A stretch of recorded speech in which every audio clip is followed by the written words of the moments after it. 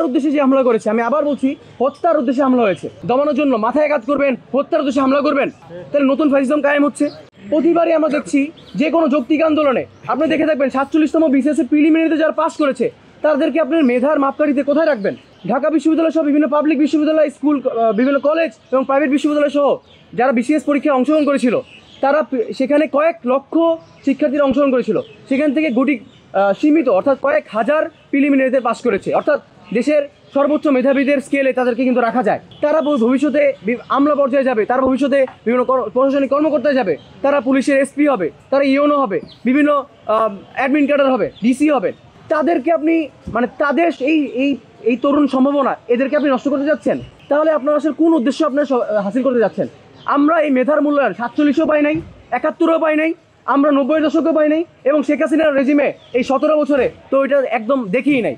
এই 17 বছর রেজিমের যখন পতন হয়েছিল তখন আমাদের তরুণ সমাজের বড় একটি আকাঙ্ক্ষা তৈরি হয়েছিল, সেটি হচ্ছে এই তরুণ সমাজের মেধাভিত্তিক যে সমাজ প্রতিষ্ঠা অর্থাৎ বুদ্ধিভিত্তিক সমাজ প্রতিষ্ঠা করার লক্ষ্যে মেধা যাতে যথাযথ মূল্যায়ন হয় সেটি নিশ্চয়ই আমরা চেয়েছিলাম, কিন্তু আমরা এর বিপরীত চিত্র দেখতে পেয়েছি।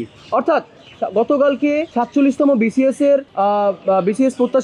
রিটেন প্রত্যাশী যারা রয়েছে তাদের উপর যে ন্যাক্কারজনক হামলা করেছে, হত্যার উদ্দেশ্যে যে হামলা করেছে, আমি আবার বলছি হত্যার উদ্দেশ্যে হামলা হয়েছে। কারণ দেখবেন আমাদের যে 15 জন শিক্ষার্থী আহত হয়েছেন তাদের অনেকেরই মাথায় গুরুতরভাবে আঘাত পেয়েছেন।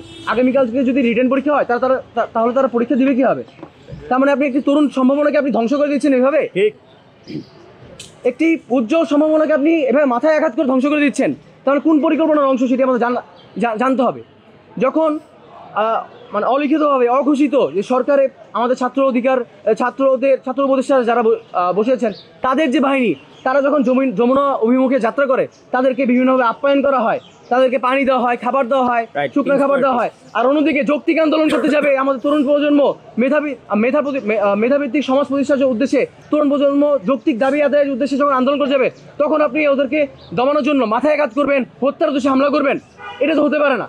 তাহলে নতুন ফ্যাসিজম কায়েম হচ্ছে, নতুন একটি ফ্যাসিজম সমাজ ব্যবস্থা কায়েম হচ্ছে।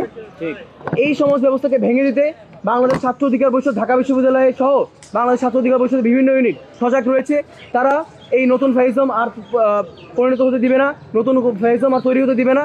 অর্থাৎ বাংলাদেশ ছাত্র অধিকার পরিষদ সহ বাংলাদেশের বিপ্লবী ছাত্র সমাজ এবং সচেতন ছাত্র সমাজ এই বিষয়ে সজাগ রয়েছে যে নতুন কোনো ফ্যাসিজম তৈরি হতে চাইলে আবার এর থেকেও বড় শক্ত হাতে দমন করতে তারা প্রস্তুত রয়েছে।